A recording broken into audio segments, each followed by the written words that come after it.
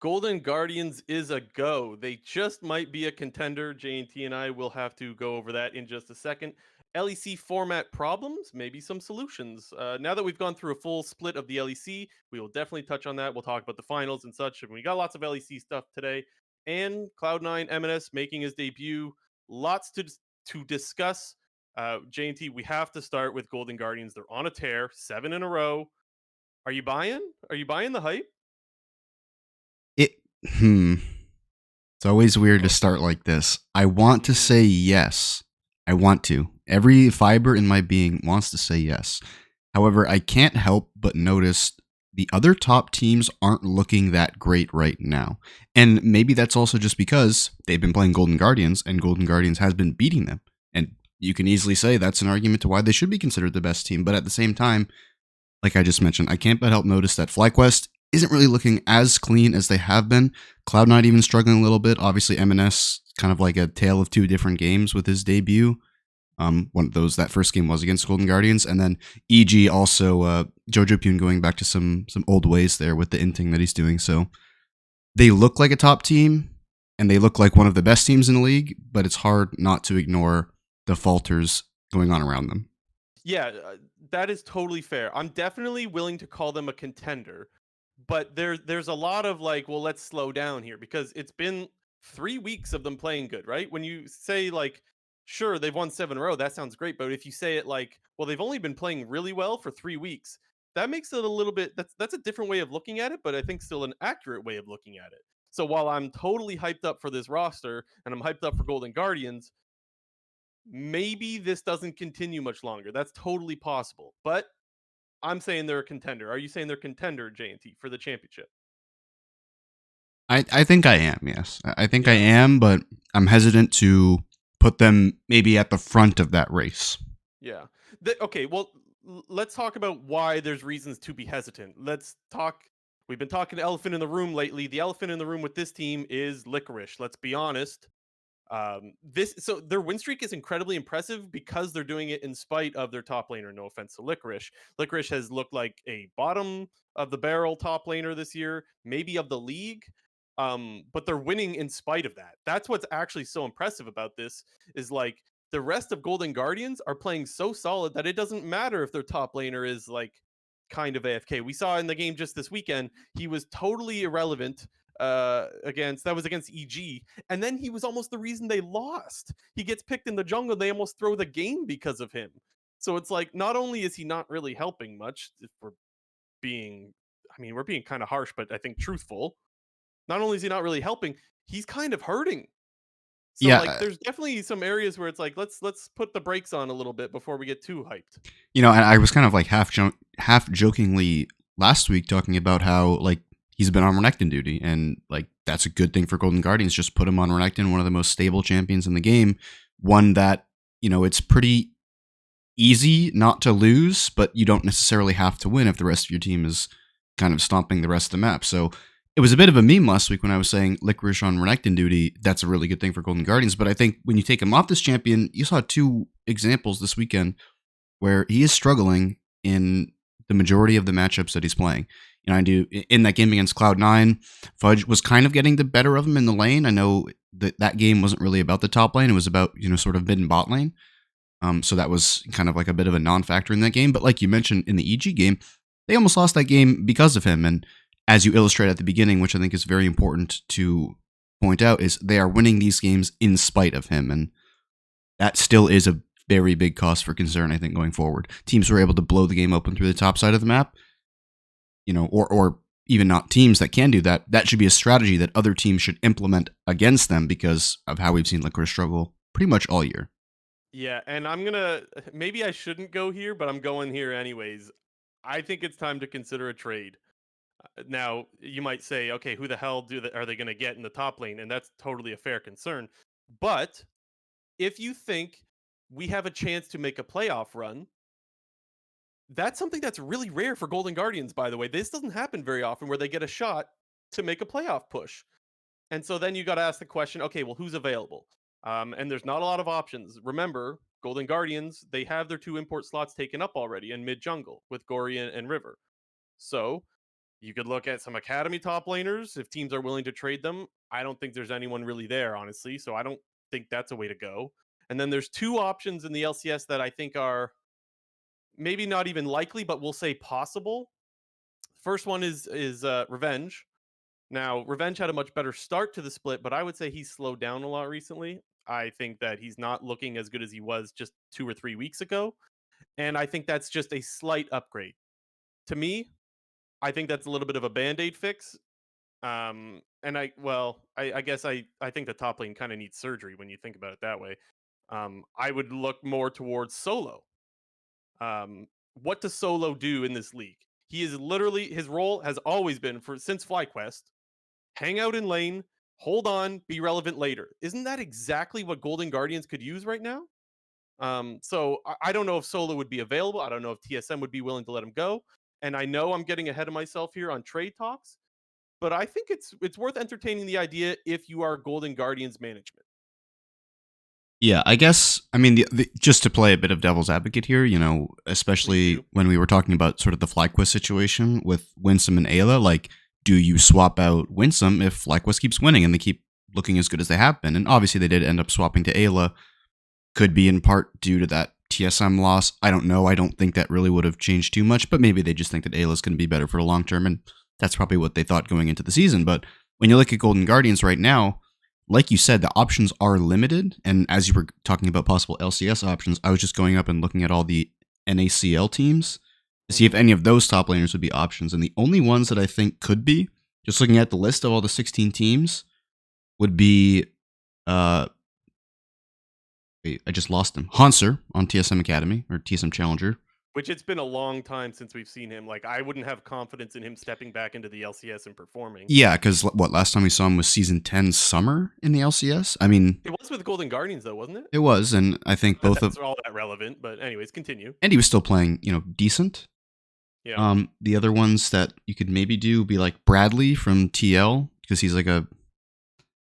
But I'm reaching here, and then the only other guys with LCS experience are Jenkins, Phillip, and Fake God. And let's be Not honest options here, that like seem let's very be honest here, kind of bottom of the barrel top laners when if you want to slot them back into the LCS.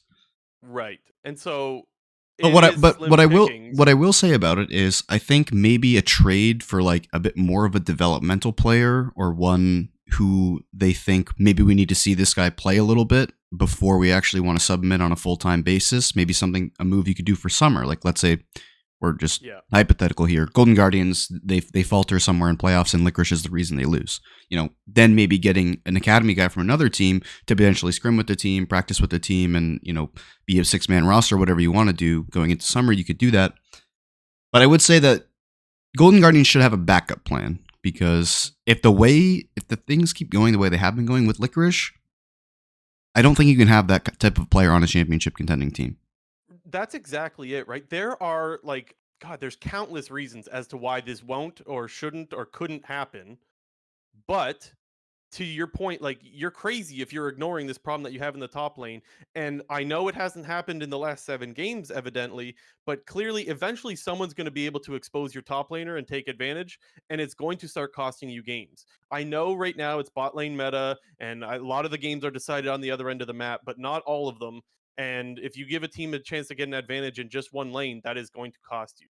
So that's the reason why I think Golden Guardians need to look into it, even if it's incredibly unlikely that they can make something happen. Um, there was another point that I wanted to make. I'm losing my train of thought. Anyway, okay, I did want to ask you though. So, do you think they should go with the trade route then, if they have that option? Yeah, but like I said, potentially something to be a backup plan. Whether or not you want to replace, your current challenger league top laner. I don't even who even is that. Like I don't know. I do it remember the point is, that I it's wanted to make though. concept. I don't know anything about him, but Yeah, I don't know much about him either. The other point that I wanted to get to was you mentioned Summer. To me, I think that's totally like, hey, we've only been playing really good for 3 weeks. I don't want to make a trade move until I know that this team is actually solid for more than 3 weeks. I wouldn't mind if they said, hey, let's wait until summer as well. That would be an option I think makes more sense because not everyone is going to mesh with the team, right? Not everyone you want to give someone time to mesh with the team as well. and So I that's another issue. If you just bring in someone last second, there's no for sure. Like we saw what happened when they brought in River last year. That was a nightmare. I mean, turned out great in the long run, but just being thrown into a new team, that could end up in pure disaster, and you could kind of ruin what you've got going for yourself right now. Yeah. Yeah. But I mean, aside from trade talks and any potential for a trade, this team's looking pretty damn good, man. Gory's looking great. River, player of the week. Stixay was player of the week last week and also looked great this weekend. Who he's been like, they look solid, man. So I'm trying to temper my own expectations here because I'm getting excited about Golden Guardians. Yeah, But well, like, if you had to rank him right now, where would you put him? I think I would still put them number 2. I I think I would still put them behind FlyQuest, but I will say FlyQuest hasn't looked the greatest. Like FlyQuest has looked really good this whole split long. I would say they looked better 2 or 3 weeks ago than they have in the past couple. Yeah, I'd probably put them around 2, maybe 3. I mean, it's hard to even put somebody like Cloud9 or EG over them, considering Golden Guardians just beat them. Like, those are the 2 teams they played this week. The only thing that I will say is, I mean, we'll get to Cloud9 a little bit later, but I don't think the EMENES that we saw in the Golden Guardians game is indicative of what he's going to look like in the LCS for the rest of the year. I know that he did pretty openly talk about before and after the game that he was like super, super nervous. So whatever that had to do with anything, I don't know. But let's just say he was running it down in that Golden Guardians game. Okay, let's start getting into some of the other teams then. But before we do, just a reminder, if you're enjoying the content, hit the subscribe button on YouTube, leave a comment, hit the like button. That stuff helps us a lot. Make sure to do that. Let's start getting into the other teams. Where do you want to start? Do you want to start with Fly since we're kind of, or rather C9 since we're kind of talking about them, or do you want to do FlyQuest? What do you want to do? I mean, I guess we'll go to Cloud9. It makes sense as I was just talking about them. Yeah. Okay, you mentioned that MNS was different with one in one game than the other. What is your concerns with MNS and how he might look different in some games, or how Cloud9 might look different? Well, I guess the point that I was trying to illustrate was more that I think that Cloud9 is not going to look like they did against Golden Guardians because MNS is not going to, be dying so much and be making a lot of mistakes. Admittedly, he made a ton of mistakes in that first game. Like, positioning was a big, big issue throughout that entire game. He wasn't necessarily super lane dominant either. Not to say that he had the most influential, champion in the whole game, playing Victor into Silas. Pretty basic and common counter matchup. So, but you look at the game against, who did they play? They played TSM, and you put him on the LeBlanc, this kind of, super carry champion, potential a lot of solo kills. That was the main thing that people were talking about with MNS coming into his time in the LCS was this guy gets a lot of solo kills on these champions like LeBlanc, and we saw the damage that he could do with it. So kind of a tale of 2 different games, but I think we're going to see the TSM version of MNS more than we are the Golden Guardians version moving forward. At least that's the hope, right? Not a lot of data to go off of. The interesting thing for me is that with MNS going in, what I wanted to see out of Cloud9 was more priority in the mid lane to allow Blabber to invade and be more of that annoying Blabber that we know, like he is always in your face. I'm looking to fight. Where are you? I'm coming to fight you. The thing about that game against TSM though is like laning phase hadn't even started yet, and they were already invading the Raptors camp. Blabber was they were like Cloud9 was committed to invading before there was any such thing as like mid lane prio or anything like that. It was like they took the counter pick with the Rengar and decided to try to find Elise, and if Elise wanted to fight, Rengar would win, or you force Elise onto the other side of the map and they split the map. So like I want to say, oh, nice, we're seeing Cloud9 go back to their more aggressive ways. I just didn't really think that had anything to do with MNS, whether he was there or Diplex. That's fair, but I do think that, the agency that you get in the mid lane from, early aggressive champions versus control mages can free up your jungler just to be able to do those things in case something goes awry. You're usually going to be the one that has priority and lane push. So I think the game that they played against TSM was exactly what they needed to do. And as you mentioned, getting Blabber back on the aggressive side of things, when was the last time we saw jungle Rengar? Like, that was like the last time they reworked the champion, basically. There's been some, actually, I guess there was like season 10 worlds like SOFM, but that guy's like a Didn't one. he play tank Rengar? Yeah, he played like Sunfire Cape Rengar or something like that. Yeah, well, and it looked like Blabber was going to be considering that at first because he was building like Kindle Gem. He was building just tank items. He had a Null Magic, and then I guess he had a Kind of went like pseudo tank. Yeah, we didn't know what the hell he was going to do, right? We didn't know what he was Yeah. building. It was just like, oh, it looks like he's going some sort of tanky sort of thing. Um, but yeah, that was hella exciting. I liked seeing Blabber on the Rengar. That was pretty cool. Um, I guess I'm still not sold on MNS yet. I don't think there's enough data. I think the LeBlanc play was really nice, where he sticks around and he ends up picking up the triple kill. He's kind of styling on TSM. At the same time, I don't know if like better teams really let him get away with that.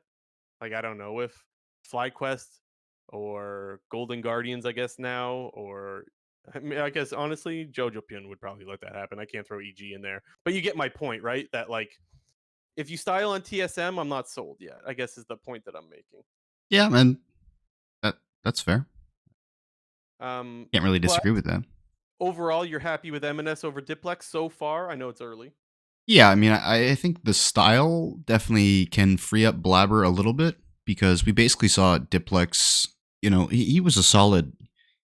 By saying that he wasn't winning lane, that doesn't mean that he's a bad player and can't win lane, but he wasn't necessarily winning lanes. He was just kind of going even and trading for farm. And quite often he was put on the more reactive style of champion than the more proactive style necessarily.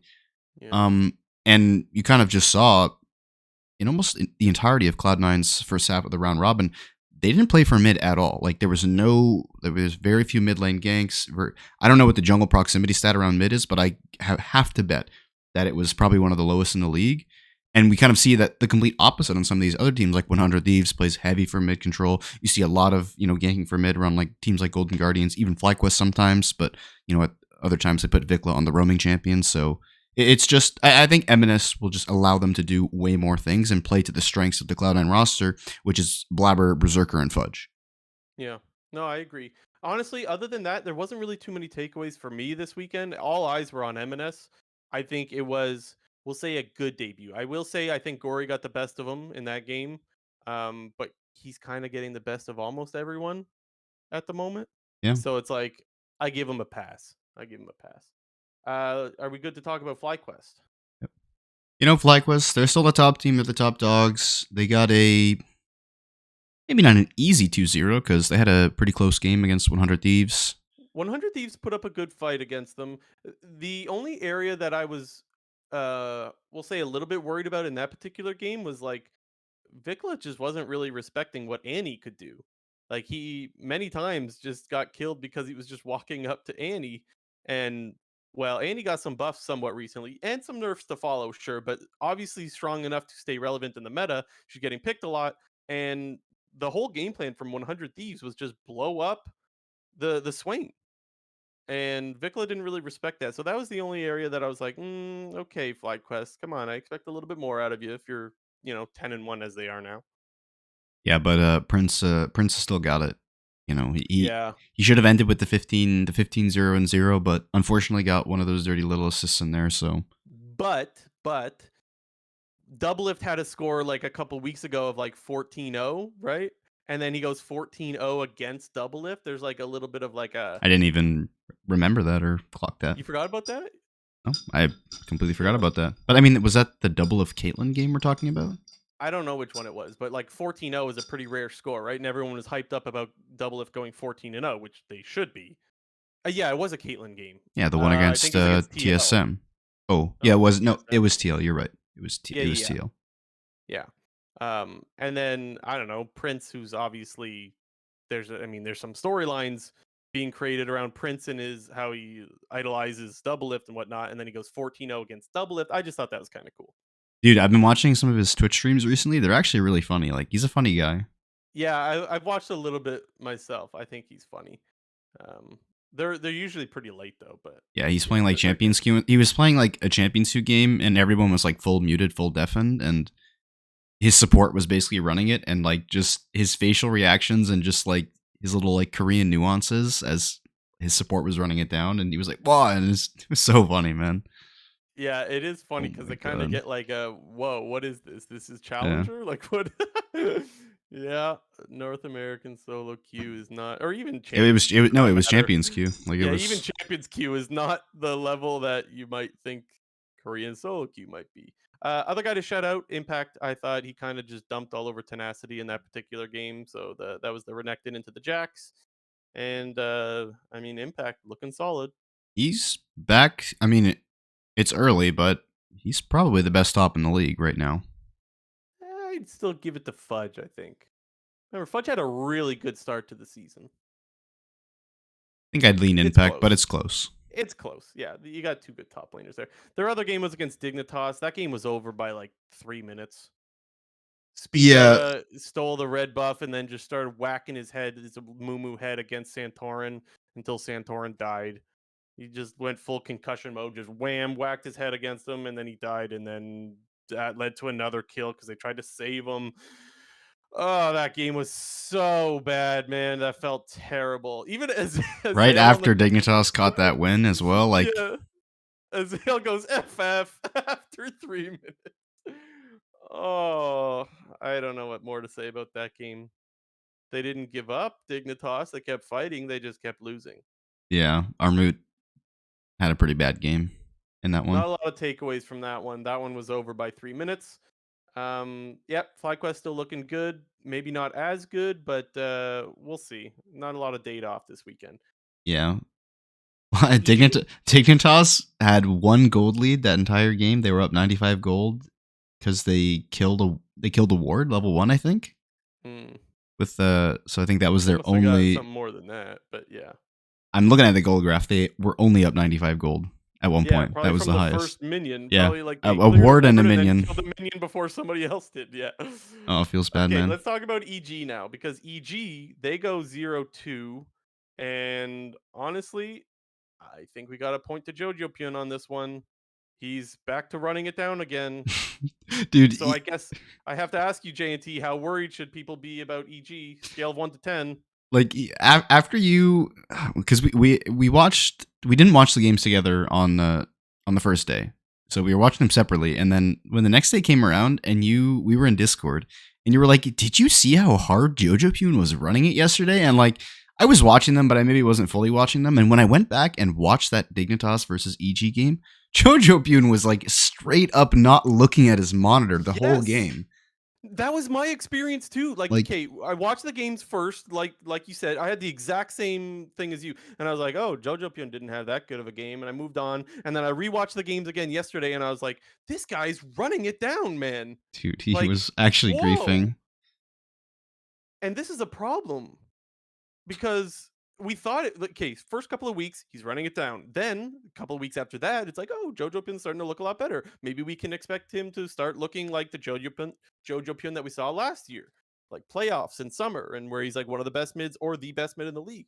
And now he is just costing them games, right? If we're gonna praise him when he's pogging, we gotta be a little bit critical when he's running it down. And right now he's just running it down. Dude, But it was actually so okay, funny. the 1 to 10 thing though, how worried? 10 very worried, 1 not worried at all. I'm at Where like should a EG rate it? 7. I'm at like a 7, maybe. I'm at a 6. I'm at My, a 6. I'm worried. There's two things that I'm worried for.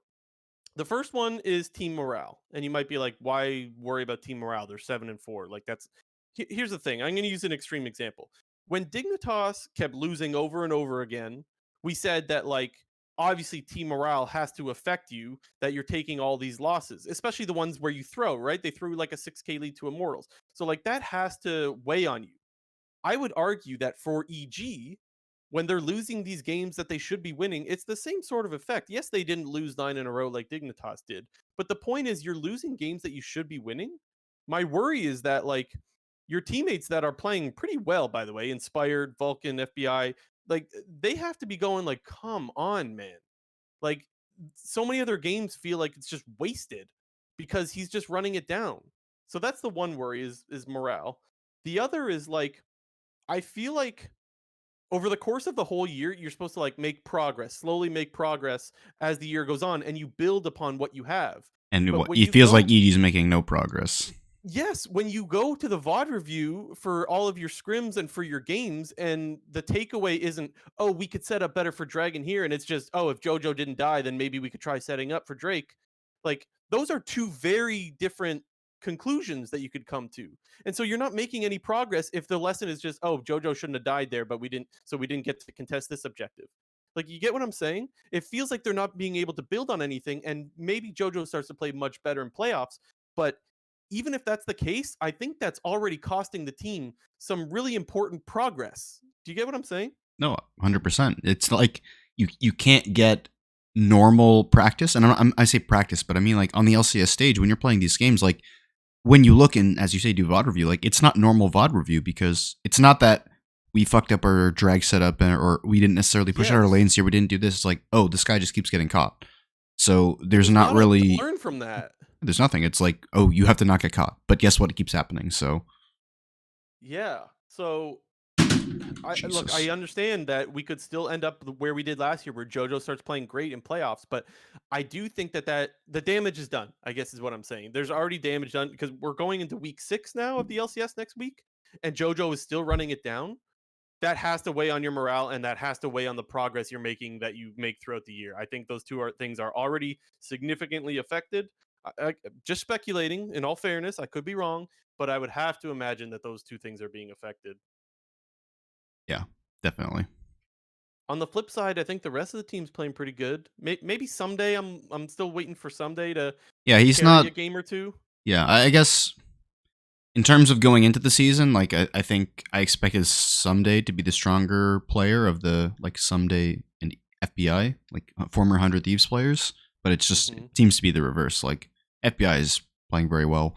Someday he's doing pretty average. Yeah, and the thing is, we don't know him as an average player. That's the problem there. I would still say he's above average. Like, I'd still say he's solid, but like last year he was one of the best players in the league. And I don't really think we're getting that from Someday this year. Now there could be a multitude of reasons. It could be because top lane is just not as influential as last year. Remember last year, like Tryndamere was meta in spring. This year it's like, I don't know. If you're not the bot laner, you don't matter that much. Yeah, if you're not playing Cassante or Ornn or Sion, you're playing like Jax. I will say Sion can be really influential. Has he played any Sion? Like, you're not carrying games as Sion, but you are definitely influential because that champion is busted. Especially when opponents are picking Cassante and True. Sion is the king of tanks, man. Don't pick tanks when Sion is good. Or if Sion is I think up. he's the best tank right now for top lane. I would 100% agree with that. As far as like him replacing Impact, I will admit I thought he was going to be an upgrade. A lot of people say that Impact, one of the best things you get out of Impact is that he's a voice, right, for the team, which I completely agree with, by the way. I just think that EG wasn't that much in need of a voice. Now, you could argue you can never have too many voices on your team, and that's fine. But like, you have Inspired, you have Vulcan. Those are two guys that I trust being able to be the voice of this team. Where I thought that he would be an upgrade is he's got a little bit more carry potential than Impact had. Maybe less of a voice, but what he makes, he can make up for that with being able to take over a game. And we haven't seen that. And so I kind of think that Impact would have been the better route. I think they kind of downgraded a little bit, even though I thought it was an upgrade. Yeah. I still think on paper it's not a downgrade, but just as of the way that I think also Impact's current performance is definitely swaying that pendulum more to the Impact side. Absolutely. Even though Someday is playing, average right now and we view him as an above average player, I think, it multiplies when you take into consideration that Impact is playing better than ever now on FlyQuest. Yeah. No, I agree. CLG. Yep, we got CLG. We doubt them every time, and then they come back and they get a 2-0 week or a perfect week, and then we say they're good, and then they go 0-2, and then we're back to being bad. So they got the 2-0, but what do we say now? So to influence their next week results. We did not doubt them this time. I didn't take them to beat TSM, in all fairness. I predicted TSM, but it wasn't like, oh, I think TSM's going to dump on them. That was kind of like a coin toss. And then they played Immortals. I mean, come on. Yeah, it's Immortals. Dokla looked pretty good on Gwen. Let's say that. Yeah. He kind of stopped them.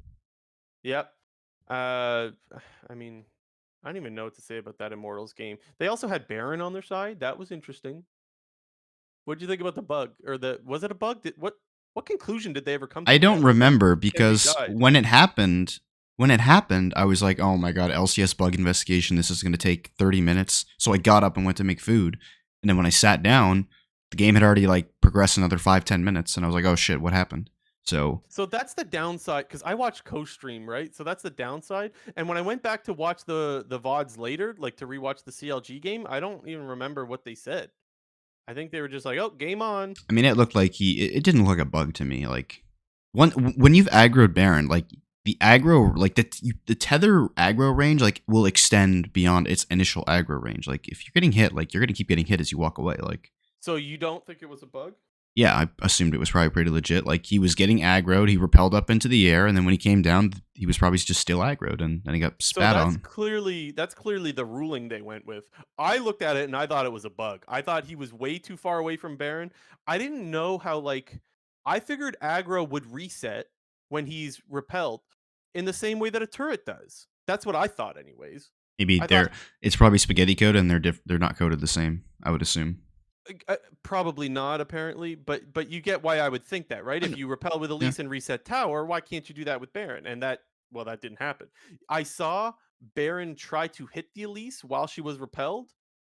Obviously, she didn't take damage; she was repelled. But then when she came back down, then she got hit and tied, and Hmm. that's when the pause happened. Yeah. Um, I don't know what else to say about CLG. The Immortals game is like I can't really learn too much about that. Who else did they play? Oh, Immortals right, and TSM. TSM. Uh, I guess their bot lane. I'm looking at my notes here. Their bot lane stomped them. Uh, Luger and Poom were up 30 CS against TSM's bot lane. I don't know. And I thought, yeah, they front to back better than TSM in that particular game. That was the only difference there. Yeah, that was like the fake newscast and pick. Yeah, I honestly that kind of showed where Scion can be super OP. I think that was the reason why they front to back a lot better. Is Scion? I think Scion is nearly impossible to kill, Yeah. and he's the better tank. So who's going to die first? Not Scion. The Yeah. other tank is going to die first. Hmm. So that was CLG. Not too much to take away, in my opinion, from this weekend. I'm not going to get too far ahead of myself because they beat Immortals. It always feels weird TSM, because when CLG like plays a bottom team, when they win, it's like, oh, okay, CLG won. Like, sometimes they're good. They beat the bottom teams. And when they lose, they're like, oh, CLG lost to a bottom tier team. Like, obvious CLG move. So it feels like the only time that we learn things about CLG is when they play top teams. Because when they play a bottom team, either outcome is expected, it feels like, with CLG. So going into a match against a top team, when you expect them to lose, and that's how it seems like it's easier to judge their performances. I don't know. CLG is just a weird team. Like, yeah, uh, no, it's I it. agree. They we. It's weird. I don't even know how to explain it. No, that's why I said last week I'm not allowed to be surprised by anything CLG does anymore. No, I fully accepted they could beat any team, they could lose to any team, and that is the CLG way, and that's the way it's always going to be, which is good. Honestly, it's fun to watch. Let's go 100 Thieves now. Yeah, 100 Thieves. Uh, in my opinion, I think should have went 0-2 this week. I think TL should have won that game. I think, unfortunately, the inexperience of Team Liquid from the carries, as usual, of Jan and Harry, kind of costed him in that one. And I guess you could argue then in the reverse, the veterans and 100 Thieves prevailed. So the weird thing about 100 Thieves, I've been thinking about this for a while, and it kind of felt a little bit confirmed to me this weekend. Is they're actually really good at playing from behind. The problem with that is like the reason why we know they're good at playing from behind is because they're always playing from behind. So it's like it's a skill, but it's a skill you don't want to have to utilize too often, right? Hmm. So people might be like, what do you mean by they're good at playing from behind? I mean like when they need that pick, if the other team has Baron and they're 1-3-1 against you, 100 Thieves won't sit there and let you siege on them with Baron buff. They will find a way to engage on you, kill you, and put a stop to the enemy team Baron buff. That's one thing they do really well. Another thing is when someone is threatening Baron or Dragon and 100 Thieves doesn't have vision, as the team that's losing usually does not have vision, they do a really good job of understanding where they are going to get flanked from all the time. They they always are able to approach in a way that if they're getting flanked, they get a ward on that person. They spot them before the flank can happen, and they're able to disengage the fight before they get absolutely wiped. So those two things alone are what really, in my opinion, helps 100 Thieves stay in these games that they should probably lose. Now, to your point, TL kind of threw a little bit in that game, but I think there's definitely some credit to be given to 100 Thieves for being able to stick around in that game, finding Harry when he's trying to flank, and so on. Yeah, and to be honest, on the flip side, 100 Thieves actually probably should have won that game against FlyQuest the way that it was looking. So if, with what I thought the one game against TL they should have lost, in the complete opposite direction, they probably should have won the game against FlyQuest. You're saying their 1-1 should have been a 1-1 instead. I guess, yes. I got no. It's a fair point though. But in that game against FlyQuest, even though they are erasing Swain in the most part, all it took was one little mess up where Bjergsen missed the Tibbers, which I don't even think was that big of a mistake, but it did hurt them in that team the fight. bigger mistake was Doublelift getting one tapped. Stepping into the middle of the lane and getting Vi queued and ulted, and that was the big mistake. Which I don't know, man. I can't, because I did think that Doublelift was one of the reasons they lost to CLG the prior week, and now I think he's one of the reasons why they lost to FlyQuest. You can only give so many passes. Don't get me wrong; he's been great in laning phase, but so has Jojo Pyun, for example. He's been great in laning phase, and then he's throwing the games later. Yeah, Of course, Doublelift isn't throwing nearly as hard as Jojo has, but he's still costing them some team fights and ultimately some games. Yeah, no meme, his mechanics is probably why that he lost that game against FlyQuest. On 3 separate occasions that entire game, he's purposefully stepping up in team fights, playing as Xayah, ready to either flash or ult whatever incoming CC is going to hit him. And it's clear that that's what his intentions are. You can go back, watch a team fight, slow him down, but you see Doublelift actively walking up to these engages almost every single time and just being too slow on the reaction to press his flash or his ult button. So, honestly, no meme here, but boomer reactions is probably why they lost. Okay, I'm going to give you, this is not necessarily my take. I'm just going to go full copium mode here, and you could tell me whether this is legal or illegal, okay? Okay. Coming into the season, 100 Thieves has 2 rookies. They're not necessarily supposed to perform, and they got an old veteran in Doublelift who hasn't played for 2 years. It's perfectly normal that by week 5 of Spring Split, Doublelift is not playing to the level that we've seen out of Doublelift in the past. So it's totally normal if Spring is just a wash and 100 Thieves shows up for Summer. Legal or illegal, JNT 250? I mean, I think it's legal just because nobody expected 100 Thieves to be the best team in the league anyway. So I don't know. And maybe, I understand why you think it's illegal because Spring Split doesn't matter to meme and everything, but it's borderline though, isn't it? Because it's this was the narrative going into the year. Yet when I see him just die in the middle of team fights, I'm like, nah, you can't be doing that. So it's it goes against every thought that I had coming into the year. I mean, you're not wrong, but I would also say that since they were never I think most people had this as the 4th best team, in the best case scenario, the 3rd best team. Because people had teams like EG, FlyQuest, even Team Liquid, even Cloud9, depending on how you felt about them. I had them as the 2nd team, so,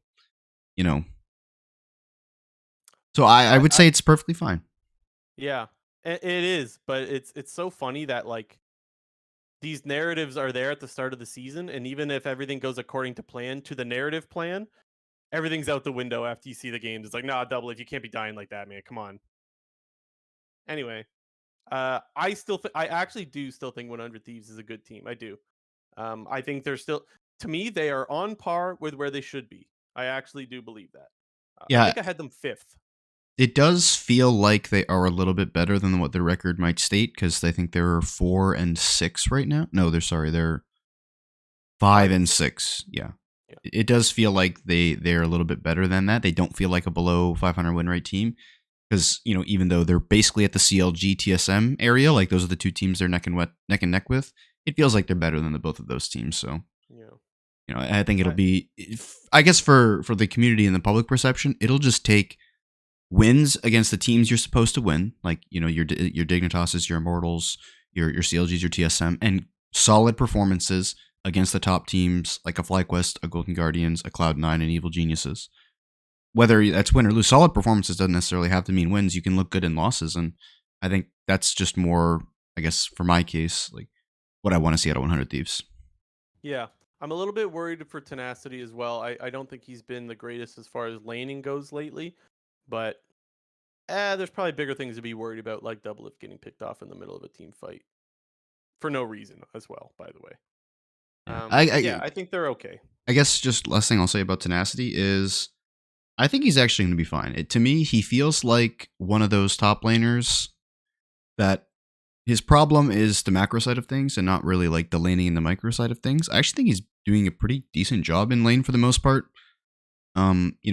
He's had some pretty volatile lanes with like solo kills going back and forth and can True. sometimes end up in like precarious lane states where since they're fighting all the time, he can get like pushed off of a wave and get frozen under or like get a big wave crash under and get tower dove and whatnot.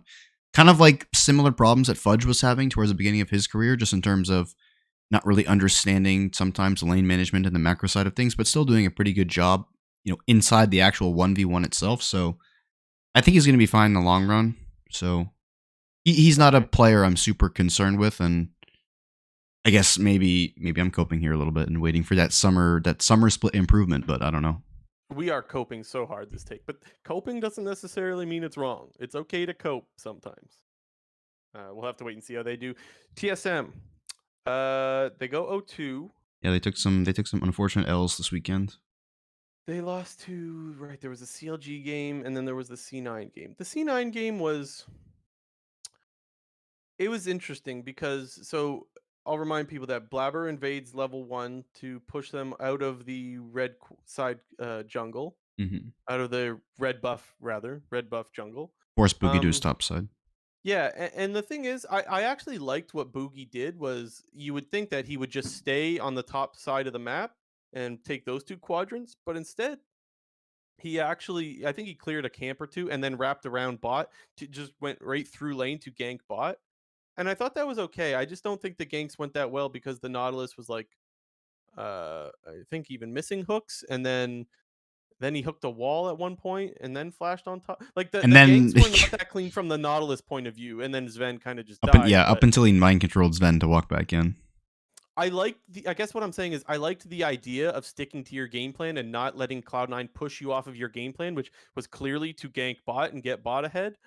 But uh the execution wasn't the greatest on the ganks, I guess. Yeah, to me, I completely agree with what you said about what Boogie did because it felt like Boogie just kind of took the L and was like, "Shit, my red quadrant's fucked. So now I have to go to my blue quadrant and debate whether or not I go invade his red quadrant." Because one, they made it harder to counter jungle with the new jungle changes, and two, Blabber could easily do red to red. And playing a champion like Rengar, you're never going to beat Rengar in the jungle in an isolated 1v1. So I actually thought it was really smart what Boogie did. Basically, just saying, "Oh shit, the only play that I have is to run at bot lane because if Blabber does the most optimal thing possible, which is to run red to red, I'm going to get shit on. So I go bot lane because Blabber can't counter gank." So I thought it was actually really smart. But like you said, execution, not the greatest, especially when it came to Chime's Nautilus. Because apart from mind controlling Sven to walk back into the hook, it was pretty. And like Blabber just running it down 2 times, like this game is a complete wash. Yeah. I will say the areas that I was a little bit disappointed with TSM is so C9 takes the Rift Herald, they're not able to pick up the eyeball, and then TSM is like, we will not let them. We are dying for this eyeball. We will Yeah, not that. let them pick it up.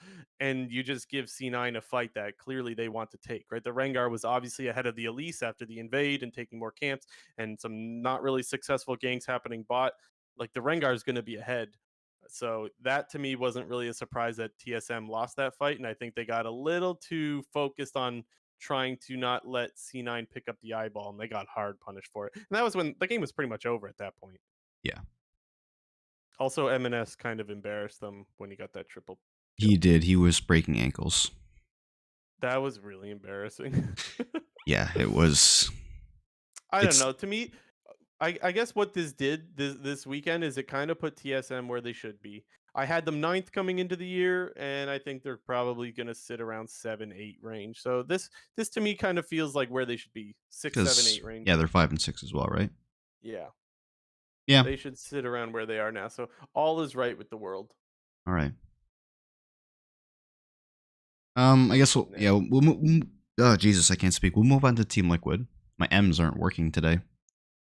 We Okay, JT. what? Team Liquid. Well, I was gonna say we did discuss the team a little bit already in the 100 Thieves section.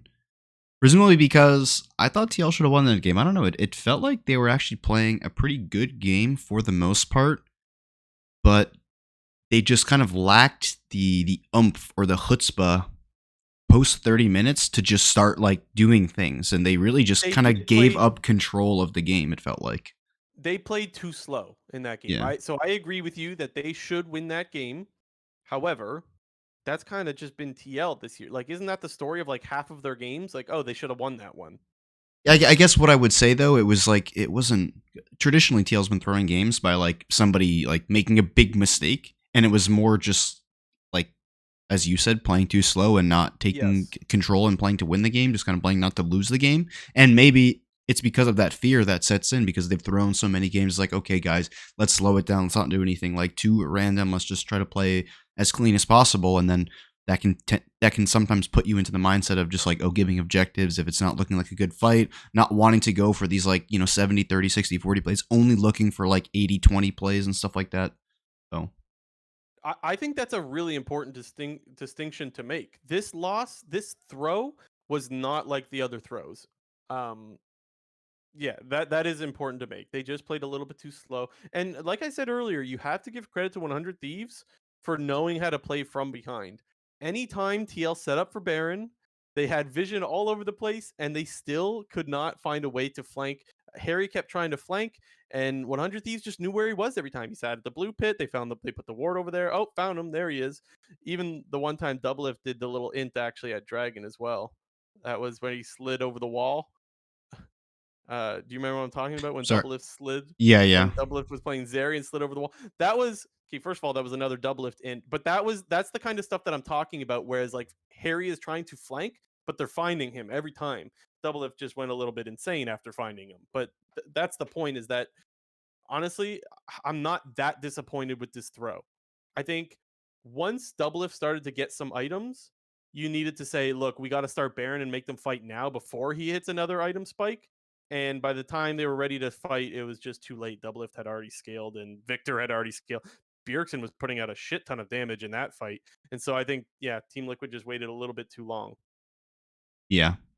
With the whole flanking thing, it felt like it was good on both teams. Like Harry, for the most part, in the entire game, is doing a really good job of finding those pockets of no vision from 100 Thieves. However, as you mentioned, 100 Thieves doing a good job of recognizing, hey, we only see 4 guys. Where is this other guy? Let's make sure we're checking our flanks. So Yeah. And I need to ask the question, JT. When does Team Liquid abandon the plan? The we're gonna outwork everybody else plan, because that's the story that we've been sold.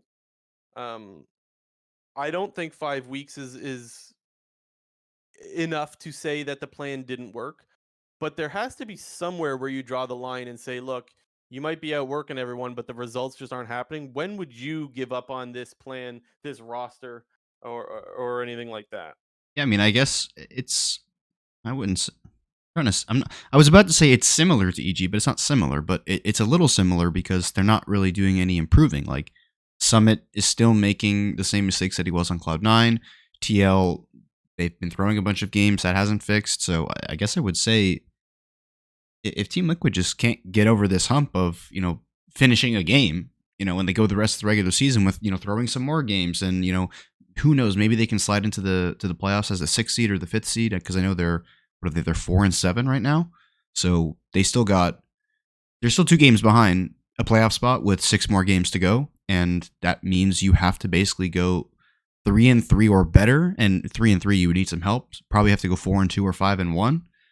So you could even squeak into the playoffs, but if you still don't look like, a different version of TL than what we're seeing right now, I think that's when you have to potentially abandon it. So I actually disagree a little bit with the part where you said like they're still making the same mistakes. I don't think they are necessarily, at least not this past weekend, which I guess I this should one say weekend. But Jan and Harry are making the same mistakes. yeah, Maybe I should say but that. well, and that's where I want to say. I want to say like Summit is not. He actually had a good weekend. So like, there's some areas where you're seeing a little bit of improvement.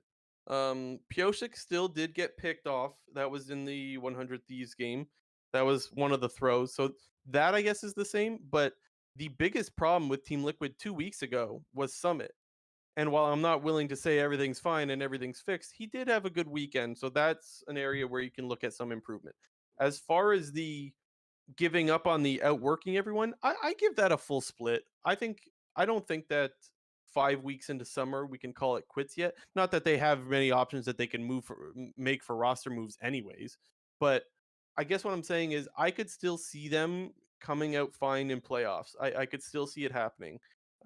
I'm far less likely to think it's going to happen after what we've seen so far, but I definitely still think it's possible. I think that the outwork everyone game plan, I think that shows results over the course of a split, not just a few weeks. Well, and I think another thing you have to consider is Team Liquid going into this year, or the split even, was supposed to be one of the better teams, and I assume themselves they probably had higher expectations. So once they start seeing improvements, which I think will happen, because I don't think that this team is as bad as they're currently performing. If they could close out games, they'd probably be like 9-2, 8-3. Like, they've had multiple 4+ K gold leads that they've thrown this season, like at least like 3 or 4. So yeah, like this team could easily be 8-3, 7-4, and we could be calling them a top 3, top 4 team. And once things do start improving, you can also make the argument that to be like, guys, we're going to keep improving, because I think we know that this team does have a really high skill ceiling with players like GorJJ, Summit, Pioshik, and even the bright spots that we have seen from Harry and Yon. I will admit, I think Yon has been playing a lot better than Harry, and because I still think he's a pretty good laner. Like, he still lanes pretty well. Yep. Just obviously making some big mistakes in the mid and late game, but I think TL is still going to figure it out. But okay, if you do abandon it, the only reason you would do so is if there's been no improvement. The thing is, it just doesn't seem to make sense to abandon it. It doesn't seem like there's that many other options. I know someone made the joke on Twitter this week about teaching Bwipo some Korean. I thought that was Who funny. was that actually? I don't remember who it was. I just remember Self-made maybe, but I don't know. Can't remember. I guess that's one of their few options, but I'll remind people that Bwipo did only play jungle for 1 year, because I think they were talking about him going jungle. One split, not even 1 year. Yeah. One split. Yeah. And not only that, last year he didn't have that great of a year when he went back to his main role, the top lane. So, like, I don't know. Like, I wouldn't be convinced that putting Bwipo in changes a whole lot. Maybe it does. I'm not sure. I wouldn't make that change yet. But I wanted to ask you, JNT, what does salvaging the season look like for TL at this point? I mean, so you said they're 4-7. They make playoffs. What does They'll their be record good. look like? So if they make playoffs, that's okay. See, that to me, for what Team Liquid wants, I mean, as long as you don't shit the bed. Like, I mean, but to salvage the season means you go into summer split with the same roster. Like that's because salvaging means you're not like going to blow it up, or you're not going to change anything. So to salvage it, basically, which means to move on to summer split in one whole piece, you make playoffs and you don't shit the bed and look terrible, get 3-0'd. Because if you make the playoffs and you're seed 5 or seed 6, you're going to be playing a good team. Like, if you're the 6th seed going into playoffs, you're likely going to be playing one of FlyQuest, Cloud9, Golden Guardians, or EG. And right now, I think all those teams would beat Team Liquid. Even the good early game Team Liquid team that we've been seeing, I think all those teams still beat them. Yeah, I'm looking at their schedule. They still have some tough teams to beat, but they have some winnable games. I guess so. They played 11, so there's 7 left for them to play. I think they got to go 4-3, maybe 5-2, but probably at least 4-3 to salvage and to give some confidence to fans going into playoffs. I think you got to win more than you lose at this point. Definitely win more than you lose. Yeah. Immortals. Dude, this team stinks. Yeah, it's we're basically counting down the games until Dignitas passes Immortals in the standings, so that Immortals can be our last team that we talk about every time now. I've been saying it. I've been saying this team. I think this team is worse than Dignitas. You know what? I wanted to post a take for Hotline last week saying that Immortals is worse than Dignitas, but I thought I have time to save that for this week, because I thought for sure Dignitas was still going to lose. They were going to go 0-2. Games. Yeah. And so I Okay. thought it was going to be like a good take, and now it's like they beat EG, so it's like it lost a little bit of Yeah, its. you could still run with it, but it wouldn't be as spicy as you Yeah, originally would have intended. I might take it anyways, but I'll see. Maybe I'll post it. I don't know. But anyways, Immortals is absolute garbage. Rather than just flame how bad they are, I want to make a game plan for Immortals. Okay, who do they play this week coming up? I'd rather try to and They let's play look at some positives. Dignitas, Games winnable there, Dignitas. and they Although play I still Golden think they're going to lose. Guardians. Oh shit. I mean, they can Okay, be well, so Dignitas. They can be okay. So what's the game Dignitas. plan? How does this team beat Dignitas? What's the game plan against Dig? I mean, you play through top lane. That Armut is definitely Dig's worst player now that Spawn is gone. Fuck. Already shitting on Spawn, and we haven't even gotten to Dignitas. Sorry, Spawn. You know what though? The thing is, I think no matter who Immortals is playing against, I think the game plan is to play through top. I think that's why they picked Aurelia this past weekend for Well, but I think revenge. I think they're done putting the game in Tactical's hands. yeah, well, that is true, but Armut is definitely Dig's weak link at the current moment. Looking at the team in terms of performance now that Spawn is gone, like I said. So, while when you do say that should be the game plan on it against every single team because of how bad the rest of the team is, like there are some other teams with weaker mid and bot lanes that you could play through. And the other thing I'll say about Immortals is even though they're still looking pretty bad, I do think Olive has looked a lot like Olive had a really rough start to the split. He was like the biggest inter of week 1, maybe of week 2 also, I don't really remember. And Olive has kind of leveled out a little bit, whereas like he's not really making that much happen, but he's not absolutely sprinting it anymore. Maybe you could put Olive on something that I'm trying to think of something with mobility so that he Yeah, doesn't not get ganked Victor, mid, not Victor. but something that could also roam so he could help out his top laner. Leah, Can you play Talia and not get picked off though? Talia's not that mobile. I mean, she's got her passive. a ghost summoner spell for mobility. Yeah. That's what he needs. He needs permanent ghost. He needs a third summoner spell. Okay, so the game plan against Dignitas and Golden Guard, I guess Golden Guardians is you got to play through top, and Licorice is their weak link. So I think in either one of those games, you put a Blaze Olive on, we'll say Talia for now, someone who can roam, and you need to get Revenge the counter pick. And I know that doesn't necessarily mean he's going to win because he doesn't always win the laning phase. I think that's their best chance. You know what they could do? They could Bronze Zodia, bring back Camille Gallio. No, Vi Gallio. Gallio is good. We need some more Flex Gallio. meta, And Vi Gallio, Camille Gallio, whatever. and That's the game plan. please do the good Gallio build. Phase Rush with Night Harvester, not Aftershock Rod of Ages. JNT, are they going to get another win, or are they going to stay below If the 2.5? if they pick by Gallio and do good Gallio with Phase Rush Night Harvester, they'll win a game. Guaranteed. Have we seen any Gallio? Yeah. Diplex played a Gallio game, Maple played a Gallio game, but they both went terrible Aftershock Rod of Ages. Oh no, how dare they? Dude, just look at Faker. Look what Faker did. Oh, be Faker. I forgot about yes, that tip. That's a watch good the Faker VODs, bro. Okay, well, Immortals, there you go. We made a game plan for you. Dude, I'm telling you, people do that. One guy built Everfrost on Silas, and now all the pros are back to building Everfrost on Silas. We just need Faker to play Gallio and just go back to Ghost, Phase Rush, Night Harvester, and everybody's going to do it. They forgot. Do you think pros like Faker are always anytime they're like hesitant to try something new because they're like, dude, as soon as I try this, I'm gonna ruin solo queue for so many people. Like, if you ever try something different, because who doesn't want to see what Faker's playing? Well, or Carrier? Yeah, remember the Carrier article. So guys, for the people who don't know, there was like a Carrier interview like article on Reddit this past week, and it was right after he picked Varus support in the LCK, and he was in the interview and he was saying, guys. Sorry, the question was, what do you say to all the solo queue players out there who now want to play Varus? And Carrier said, guys, you are not Carrier. You don't have T1 as your teammates. Don't pick Varus support. That was funny. It's true. It's funny because it's true. Actually, sorry, one thing I just remembered now. Faker was the one who picked Gragas mid, and now LEC is all Gragas mid. Like, when are we going to see it in LCS? Did somebody play Gragas mid this week? Somebody did, didn't they, in LCS? I've seen a lot of it in LEC. Niski's they played it all over that. Yeah, maybe I'm just getting my LEC confused with LCS. I don't know. But they've been playing Gragas top in LCS, so. Yeah. Anyways, Immortals, there's your game plan. Let's go next. Dignitas. Huge They should be Dignitas should be Huge win. thanking us right now. We put that they were going to go 0-18 in our title, and like we That said was it the was going game to plan. happen, like we said it was Yeah. going to happen, Dig was going to win a game this week. Yes. Let's This go Dig. was the game plan.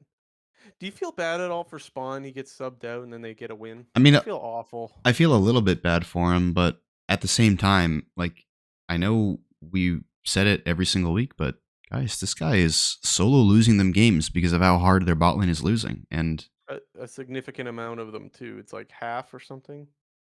yeah, It was like 4 or 5 games that you could have to point to the bot lane. yeah. I still feel awful for the guy though. Like that's terrible. You lost 9 in a row. This is your LCS career. Like I guess he played like 6 games last year, but still pretty much your rookie year. You go 0-9, Did he subbed win? out, the team picks up a win. Did he win any games last year as well? That's a good question. Is he You gonna never look that won one a up? game? Yeah, I'm gonna check. Has he Oh, never don't tell won? me he's 0-15. Because he played 6 games. I think I remember he played 6 games. I might be wrong at that. You let me know. It's But not looking good so far. dude, if he's He 0-15, won one game oh thank God. against Immortals. True. That's the Okay. only game he's ever. I mean, he's won Academy games, obviously. Yeah. God bless that win. God bless Immortals. Thank you, Immortals. Yeah, it's Um. not a pretty match. LCS match history though. Okay. Let's talk about this team. Is it different now? Do you look at this team different without Spawn? Like is Tomo the savior is a little bit extreme, but is this a different team now? Dude, I think it is like Me too. when you remove like a horrible player from the team and just put in like doesn't even have to be a great player, like an average player, like you could see how different the results are. Like to look at it from the reverse perspective, go like take this week's game for this week for example. EMENES' first game and EMENES' second game. Like dude was actually running it down his first game, and Cloud9 was just like they can do anything. Go to the EG games. Jojo Pune was actually running it down and playing terribly. And you can see EG just can't do anything. Like, and that's similar to what the Dignitas situation has been. Spawn is just losing and getting shit on so terribly that they cannot do anything. And Yeah, and I don't think anyone's sitting here going Tomo is like a the goat, like scary dude, he's NA. just not he's not horrible. Like, Serviceable. sorry, Spawn. Yeah, serviceable. And I think that's why that's one of the reasons why the team looks very different. Now, Dardoch had the opinion that he was getting scapegoated. Look, I don't know, Dardoch. Maybe he's seeing something I'm not. I just have to disagree with Sir Dardoch. Is he on Dig coaching staff? I know he's a coach these days. I thought he was in. Was he Immortals coaching? That was staff? last Maybe year. like last year. Oh, I don't know where he is.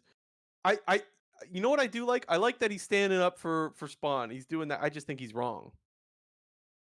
Yeah, Like I okay. think Spawn was absolutely a reason. He's not coaching these days. The last team that he played on was Team Fish Taco. That was the name of the team.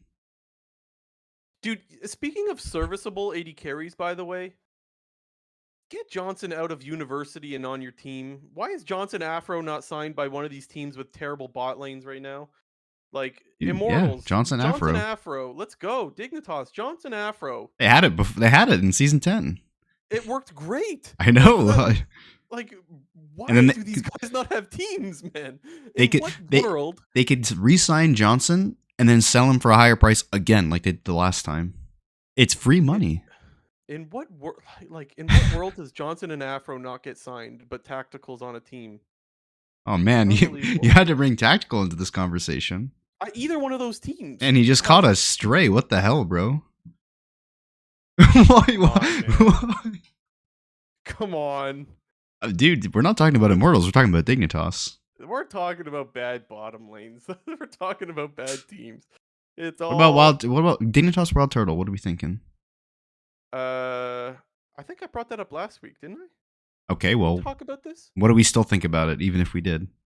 Yay or nay? I mean, they went with Tomo. That's fine. I think all you needed was someone serviceable. I don't know if TSM's willing to let go of any of their. I don't know what TSM's plan is by having Sven Skaren, Wild Turtle, and Hanser play in Academy or Challengers League, whatever it's called. I don't know what the deal is with that. Not that it's like the worst thing ever, but I just don't know how like set they are on like needing them to play together. I wonder don't if know they what did that's it about. purely for like the content, because they've been like milking them for TSM content. I've seen. Have they? I was just gonna say what content I haven't seen. I've seen a few videos of like it's like old TSM does X, and it's like Mm. them three. So, and Svenskeren has like a buzz cut now. It's kind of weird. Really? Yeah, it Is does. he still one of the swole bros? I mean, I guess he's not fat still. So, Who's their mid laner? Why didn't they sign Golden Glue if they're just memeing? oh yeah, we talked about this, didn't we? I even said, oh my god, Did we? what's yes, I don't remember. because it was in the Cubby episode because we asked him about that, like that TSM Academy team. And that was it. Remember, we found out the thing about Triple, like he's like an alcoholic or whatever. Oh, but there was.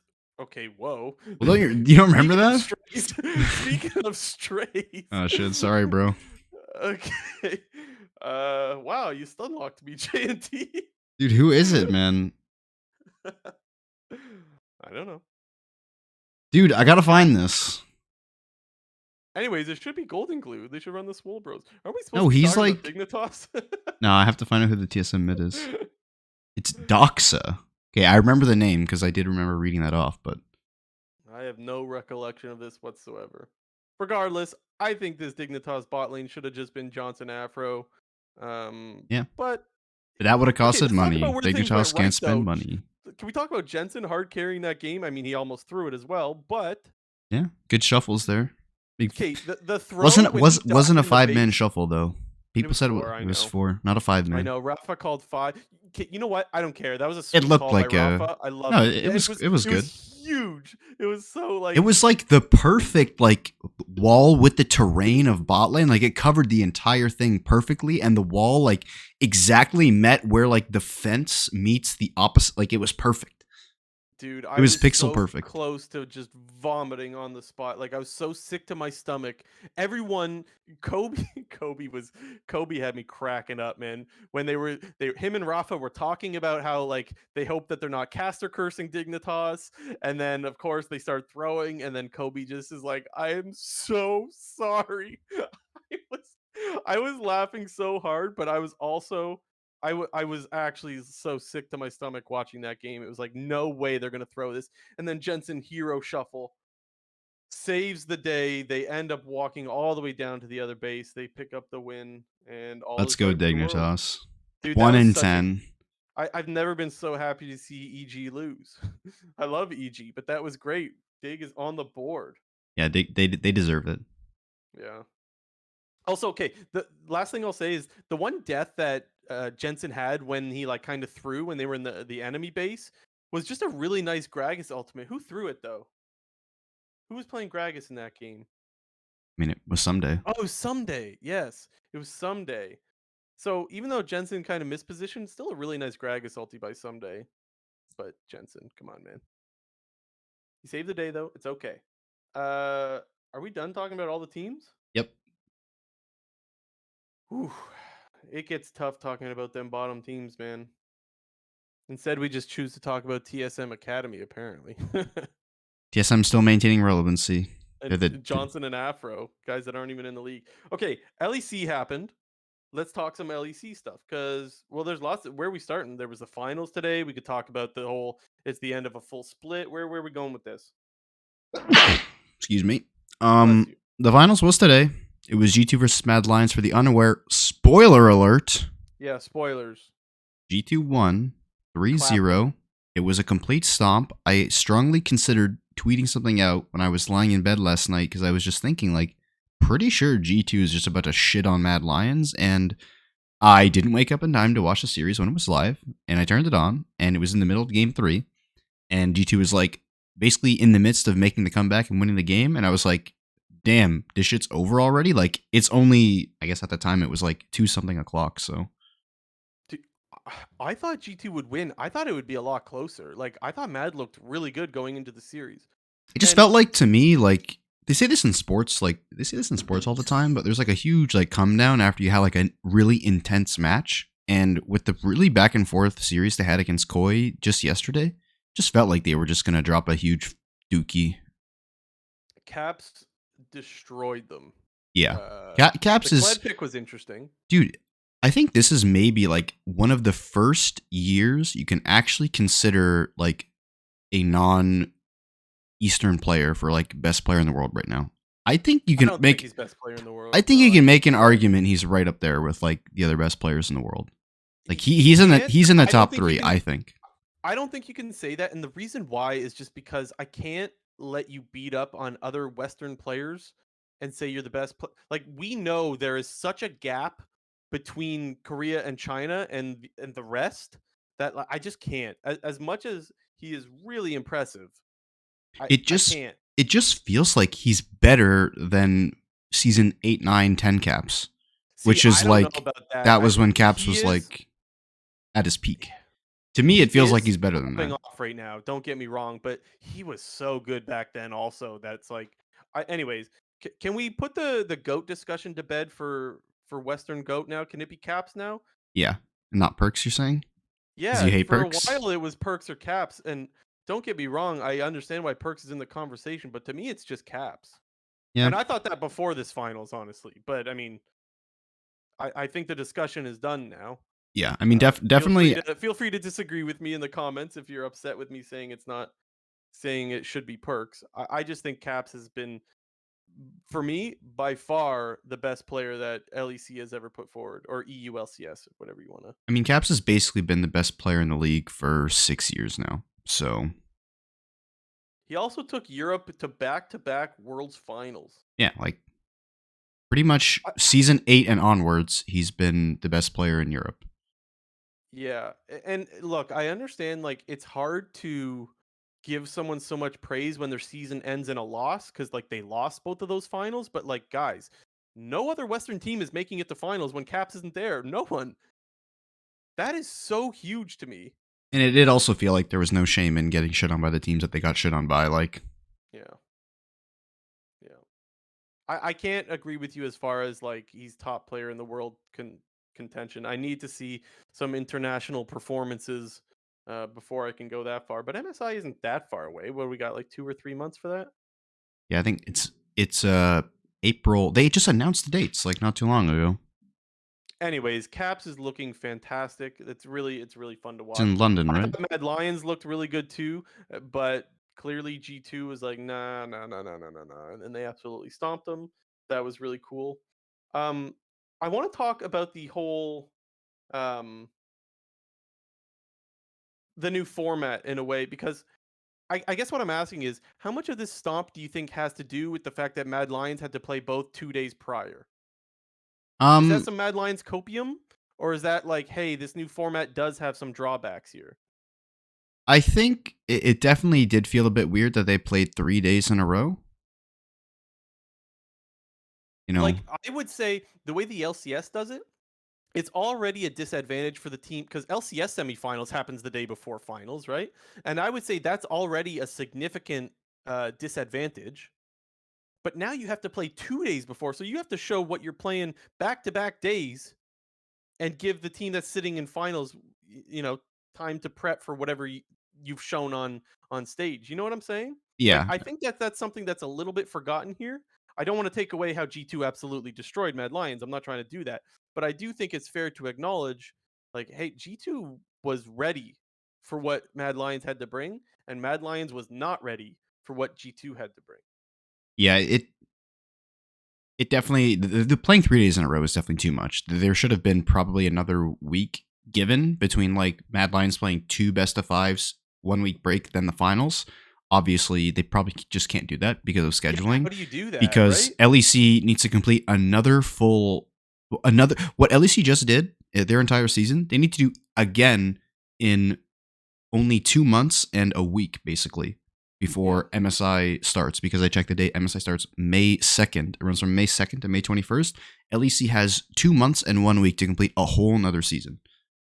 So, I mean, I don't even know what this like. When does LEC start up again? Like, how much Doesn't it how start in much like of a a break week? they have? Like, I don't know, they're week or not two. playing next week, are they? Like, are they back I have to? no idea. You let me know.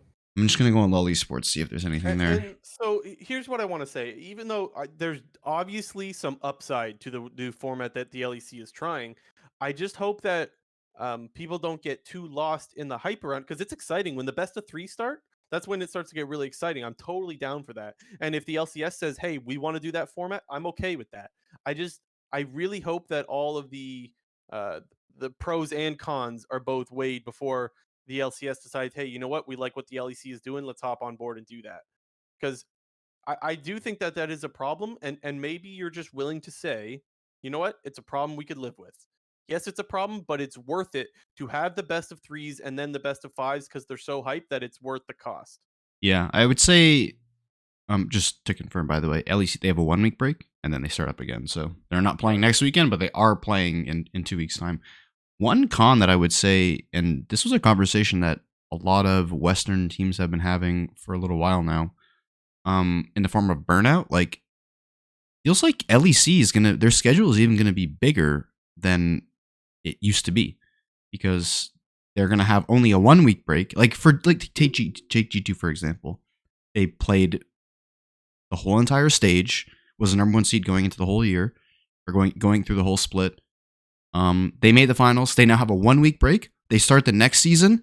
They do an entire season again, G2. Let's just say they win it, for example. Then they instantly go to MSI, play MSI, break, summer split, worlds, break. Like, feels like they have less time than before. And that was already a conversation that G2 had like a long time in like season 10 when they were saying, guys, our players are super burnt out because of the full year that we just did. Like, this Yeah. full year is going to be more than a normal season.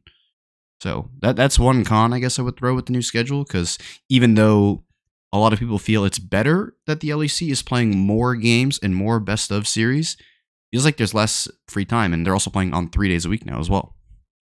It's possible. So that's another con is the 3 days a week is you're asking your fans to invest 3 days to watch games. You know what I mean? Which for the fans that want to watch and are looking for more league, it's great. You know, oh sweet, I get an extra day. So like that could be put in the con or the pros and cons section if you ask me. The playing 3 different days. As far as the burnout part goes, there could be the argument that it doesn't produce more burnout just because you have the same amount of off days, for example. Like, sure, the games that you're playing more LEC games, you are playing more games, but it's still like that day is still dedicated to League regardless. Like, it's not an off day, anyways. I guess what I'm trying to say is, would it make any sense that it doesn't make more burnout because they're still playing the same amount of days and they're still thinking about League of Legends the same amount of time, just their games are more meaningful? Or is that not a fair argument?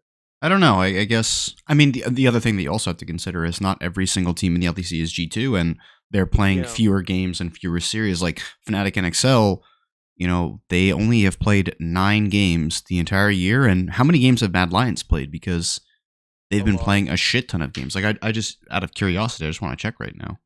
See, that could be put in the pros section as well. I mean, it depends on who you are. It's a con for Fnatic and Excel, but it's a pro for the fans getting to see the good teams play more often, right? So that's one of the benefits. Yeah, Mad Lions have played. They've played a lot of games. Hold on.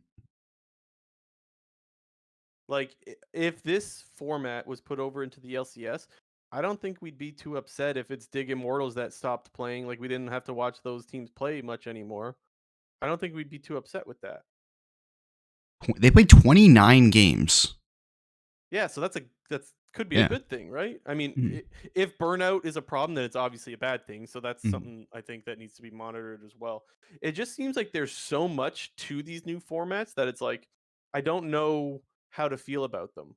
Yeah, Even and having the finals today in the studio is like, don't get me wrong, the crowd was fired up, but like that's a small little crowd, whereas like you're not filling up a stadium anymore. How much does that matter? yeah, I think to our understanding right now, there's only going to be one like finals abroad for the LEC because It's they're for going to have summer. it, which is like the mega playoffs basically. Like Yeah. they have the 3 regular splits, which will all produce a champion, which they're not going to be doing in like a finals location. And there's like the mega playoffs. What do they call Yeah. it? Like, I forget the name, but I remember I coined the term mega playoffs when we talked about this. So I don't know what it's called, honestly. I don't remember.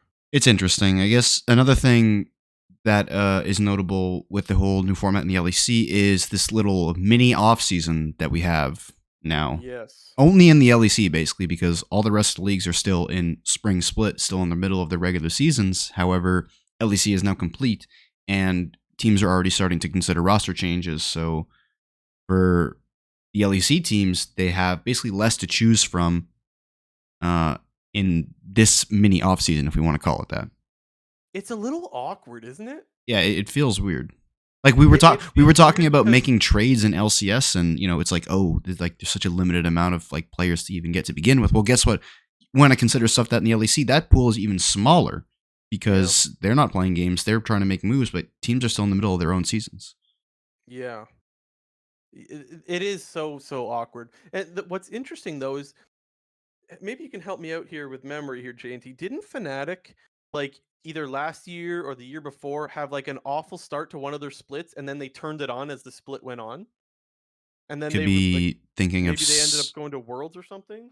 season 9 spring when Fnatic was like doing That really long terrible. ago? That was when they were like 3-7 and they finished like winning 9 games in a row or something like that.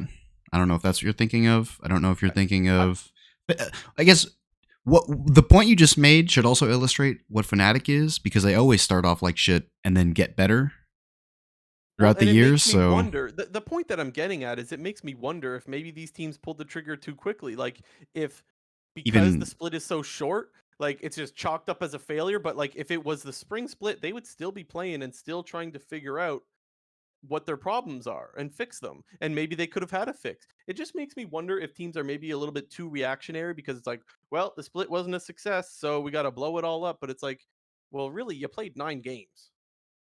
yeah, but I guess to play the reverse of that, Mm-hmm. how many other teams are going to be making roster changes? Like, Yeah. even though Excel, we'll get into this, we'll get to Fnatic in a little bit because they're making roster changes, but we'll get to that later.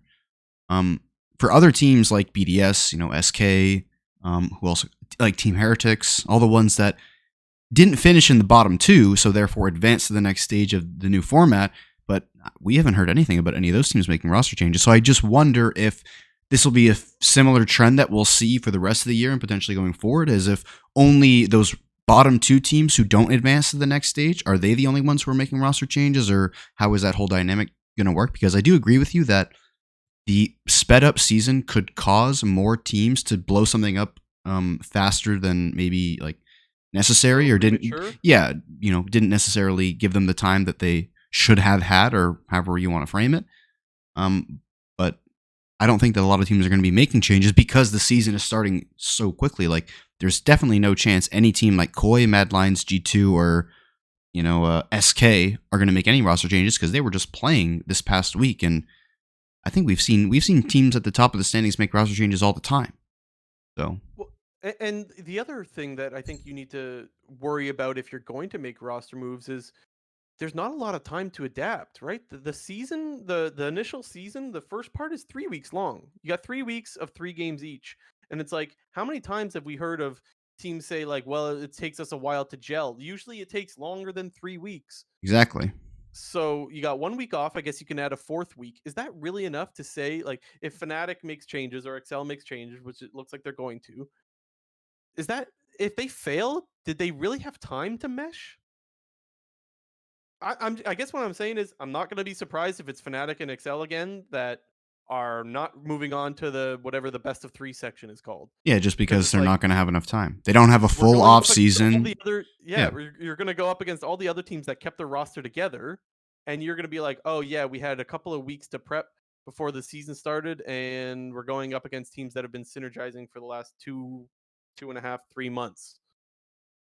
I agree. It Yeah, just seems like a recipe for disaster, but I don't know. I guess we'll wait and see. but we cannot deny also that the season itself was very exciting. It felt like the whole way, Absolutely. because with Absolutely. the limited number of best of ones that they were playing, it made each best of one count even more. And then going on, like, obviously the bottom two teams didn't advance to the next stage. You had the group stage, which was best of threes turned into the playoff bracket, which turned into best of fives. It was definitely a successful change in terms of the hype and the excitement from a week to week and a game to game basis. But it does feel like everything in between now is much more confusing and potentially, I wouldn't say dangerous, but you know, there can be some ripple effects. If you know what I mean? Yeah. It's so interesting because I think that even though there's so many possible cons that may have come with this change, I still think most people will say it's worth it. Yeah. From a fan perspective, it's got to Do be you think worth it, right? so? It would Right be the now, players perhaps that might not be happy with it. if you had to Maybe. pick, does LCS do it? Do I want the LCS to do it, Yeah. or will they do it? Are you asking me Would if I you think want they them will? to do it? Would you want them to do it right now? Hesitantly, I say yes. I think I would want them to make the change, I think but so as well. the we just went over a long list of, again, we'll call them possible cons that like I would be a little bit worried if they did. Um, But one thing that I will say is a lot of the cons that we are talking about are attributed to the LEC now not matching up with the rest of the regional leagues in terms of scheduling, and other leagues adopting this format. They would also have to conform to the same schedule, which would then put the entire world on the same, dates and timings and deadlines when it comes to making free agent moves, roster deadline locks, etc. yeah, Is this a that's TFT reference? I don't get it. yeah. For people that are listening, they're a little confused. He said it's underground time. He wants me to play TFT with him. Give me 10 minutes or 15 minutes, and he's finest. Okay, what are we talking next? Anyways, I guess just to say real quickly is I know we mentioned so many cons, but like I love that the LEC came out with this new format because I really think it gave us a lot to think about as to how not just the League of Legends is played at the pro level, but how like formats in general for esports don't have to be the same all the time, and change could be a really good thing. So it's interesting. Okay, well, now that we got LEC out of the way, I say that, but we're going to revisit Europe again in a quick second in the quick news. But quickly, we'll do our game predictions. For the audio only people, I am now down 3 games to Blue Jay. I am 35-20. Blue Jay is 38-17. Team Liquid failing me once again. I think this is like the second or third TL game that we've had different where I've gotten it wrong because I picked TL and because I had faith in them, but we won't drag that on. First game on Thursday, CLG versus FlyQuest. FlyQuest. TSM versus Evil Geniuses. Evil Interesting. Geniuses still. I'm going EG. I think, yes, EG, but like I said, don't be surprised. TSM. Jojo Pun's You're gonna inting. take TSM over EG? No, I said EG, but I just said don't be surprised if TSM maybe takes a win here. Possible. Hey, look, if EG lost to Dignitas, Yeah. okay, I'm willing to accept that it's possible TSM could beat them. But anyways, we got FlyQuest, we got EG, 100 Thieves versus C9. I'm going C9. I'm gonna buy the EMENES stock. This is one where I might bet on 100 Thieves, though. I'll have to see what the odds makers are giving this one because I think this will be a close game. My prediction is Cloud9, though. Gotcha. Next up, Team Liquid versus Golden Guardians. Is the streak going to continue for Don't be Golden a fool, Guardians? JNT. Don't What? be a fool. And pick Team Fool Liquid? me once. Yeah. I'm going Golden Guardians. So here's my reasoning. It's the same with 100 Thieves and TL last week. I think both of these teams can be good. Only one of them has been good right now. And until TL learns to close out a game, I can't do it. So that's last week. It was like both of these teams were struggling, but it was like, you know what? TL can't close games out against bad teams. Why would I expect them to be able to close out a game against 100 Thieves? And that's the way it went. So I'm going Golden Guardians. I'm taking Team Liquid. Okay, and what is your reasoning? I mean, part of it is just like a pure float, but if we actually want to get into it a little bit, Summit versus Licorice, that is a mismatch waiting to happen. Fair enough. This is the kind of game, even though we've been criticizing Summit for his like over aggressive play when he has an advantageous lane state and whatever, but this feels like the kind of game where you want to get him on Gnar into like some really basic Licorice champion and just have Summit smash him. I mean, I think if they pick Renekton, Gnar into Renekton is like probably Summit favored, just considering how proficient he is on Gnar. So, and it's Licorice. Yeah, and it's Licorice. So I picked TL though. Okay, fine. I could see them winning through top. I'm still going Golden Guardians. Also, I will say don't sleep on Yan and Core JJ. Even though Yan has been running it in the mid and late game, I still think this guy is actually good. Like I don't know, like. I think he's one. I think he's one good week away from like earning the respect of the community, and like we can leave the flame to Harry. How many TL throws do we need before we? Another 2 at this point. This week. I can see TL winning it. I think Golden Guardians just looks too good right now, but obviously they got to play through top. There's no secret there. Okay, you got TL, I got Golden Guardians. Immortals and Dignitas is the last game. I'm doing it. I'm sticking to my guns. Dignitas. I want to take Immortals. I don't know why. Oh, fucking hell. I don't know what to do, Blue Jay. This is the week. This is the week where I'm either gonna catch way up or I'm gonna go down even further. I'm picking Immortals. Fuck yeah, it. You're picking them because you need to gain ground. That's no, not even, dude. Immortals versus Dignitas, that is a complete shit show. Like, true, fair enough. Okay, so you got Immortals, I got Dig, then we got CLG 100. 100 Thieves. CLG 100 did as beat well. them last time. CLG did beat them. I have a little bit more faith in 100 Thieves still. No way that Double Lift loses to CLG 2 times in a split. Yeah, I refuse. 100 Thieves. Dignitas versus Cloud9. We're both going Cloud9. Yep. FlyQuest versus EG. If this was... If Jojo Pune hadn't ran it both games this week, I'd be picking EG, but I'm not going to. Me too. FlyQuest. Anyways, FlyQuest. And then TSM Team Liquid. I'm going to take Team Liquid. Me too. You're taking TL for the 2-0. They're coming back, guys. Unfortunately. And then Immortals and Golden Guardians. I'm taking Golden Guardians. Golden Guardians, yes. Okay. And we got a little bit of quick news, and then we will close out the show. Yeah, a little bit of quick news. We were hinting to some Fnatic stuff. Well, rumor has it, like I said, Fnatic is going to be replacing Wonder and Rux with two of their ERL players in Oscarinen. I don't know. Cadril said his name on stream, but like I just couldn't pick up how he said it. Oscarinen. I don't even know, but Oscarinen. Sure. And Advien, former XL guy that you liked. Yeah, he was good. And also their head coach, whose name is Crusher. Don't know really who that is. He's also gone. Yeah, the biggest worry is like, I'm afraid for what Advien's getting into.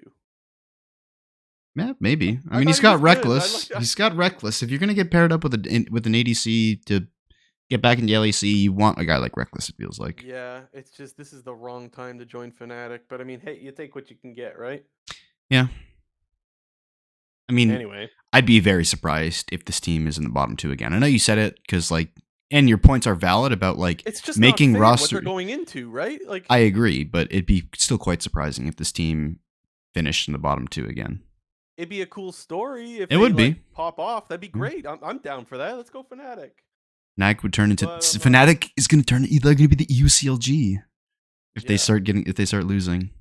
Because Fnatic's kind of like TSM. Talk to me about this Dardo guy. What is going on with this? What is this story about JT250? Yeah, there's like this he's a GM, right? Yeah, he's the GM of Fnatic, Dardo. There was basically who was it on stream that was talking shit about him? Oh, Perks. It was Perks. He was on stream basically talking about how the current general manager of Fnatic, Dardo, basically I forget exactly what he said, but I'm paraphrasing here. He's destroyed every single team that he's been on and made them a 10th place team. And the facts don't lie here because he joined Origin in 2016 after they just went to Worlds and were the second best team in EU, and they became a 10th place team in Season 6. Admittedly, that was after they lost a lot of their good players, but you know, what did he have to do with that? Because the players that he picked up obviously weren't any good, made them a 10th place team. Then he went to H2K in 2017, right after they were coming off of World Semifinals and were the best team in EU, and then they were the 10th place team. And then he joined Fnatic in 2020, went to Worlds quarterfinals, looked really, really good, and Fnatic really hasn't been the same ever since, especially with this past year, obviously finishing in the bottom two and in the winter split.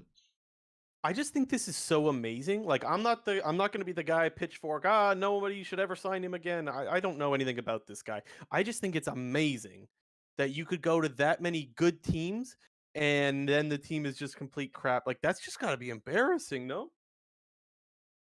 Yeah, it's definitely a little bit embarrassing. And then Yamato actually also mentioned on his stream, there was a clip where it was like he was being told by management. We don't know if it was this guy specifically. Do we know if it was Dardo? No, he just said upper management or something. Yeah, which kind of made me think it might be this guy, but that's speculation. We don't know. And he was saying that they wanted him to bench Hylissang, which is like, if you know, look, Hylissang, he runs it down sometimes. That's well known. But you also know that when they're winning games, it's Hylissang finding the picks. That's the kind of player you have. If you sign Hylissang and you're gonna get upset that he's gonna run it down every once in a while, you shouldn't have signed Hylissang. That's just not like you should know what you're getting. To give context to this a little bit, I think it is important to note that if people remember that Hylissang was having visa problems trying to get to Worlds 2022, so they had to start Rux in the play-in tournament, and it was after Rux had played and Fnatic had looked good when he said this. I was So unaware of that, so that's important. That is good to put context a there. little bit of context there, I mean, I'm pretty sure that's right. You know, I did watch the Yamato video, so I I would will. still say no, though. I would still put Hylissang in Oh, regardless. 100%. You know, Yeah. you put Hellsang back in, but even though a guy had subbed in and looked good for 2 games, you don't sub out one of the most integral parts of your team.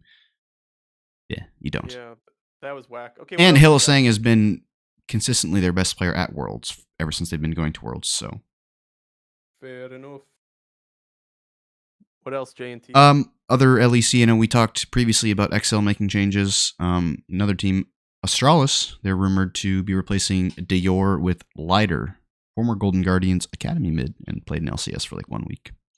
Yeah, I kind of felt bad for his situation when he went to Golden Guardians. It seemed like he was going to start. I remember. You remember I was speculating that they were going to replace Ablaze Olive.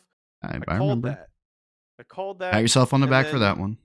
they played him for like a tiny little bit. That was a disaster. I think that was why Danon got let go. If I had to speculate, Danon, the GM of Golden Guardians, was let go after a few pretty unpopular roster moves. They had like traded away Chime. And then they needed Chime because they had too many import slots to take up. So then Leader couldn't play. It was either you play Leader, but then you have to take out Olay, and they put in somebody else in the support spot. Where it's like if you just would have held on to Chime, you wouldn't have had any not visa, but import issues. It was a disaster anyway. And unfortunately, also for Danon at the time, Blaze Olive and Licorice were absolutely running it down. So that also probably Yes. didn't look good. Yeah. Considering So- he had acquired both of those players as well. It was such a mess. It was such a mess. And though we gave credit last week to Danon for making the trade for River, which, by the way, looking pretty good, there was some pretty bad moves, and that was kind of rough. And I just felt bad for Leader. It felt like he didn't really Get a chance. He went, yeah, exactly. Right. He didn't really get a chance with that team. But anyways, he's getting another chance now, so that's cool. Surprise! Normally, you're not one to like toxic players, but you got a soft spot in your heart for Leader, huh?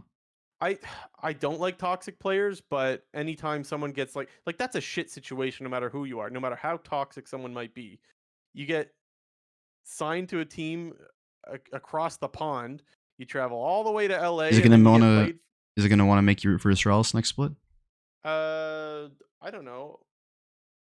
Maybe. Because if you don't have any skin in the game and Astralis is playing, you like, oh yeah, okay, I'll root for Astralis. If they're playing, cheer for them against Vitality. Okay, there you go then. I'll cheer for anyone against Vitality. I think match fixing from Bo is definitely a reason to cheer against Vitality. I forgot all about that a few weeks ago. No, I can hate on Vitality. Fuck match fixing. That's shit. Okay, last thing of quick news is something about Team Peace, J&T?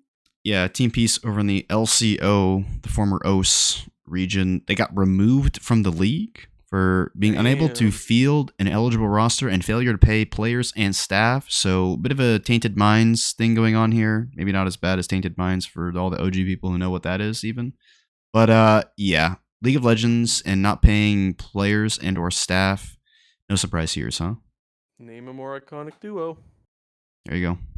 Anyways, and they got the boot. I think that's great.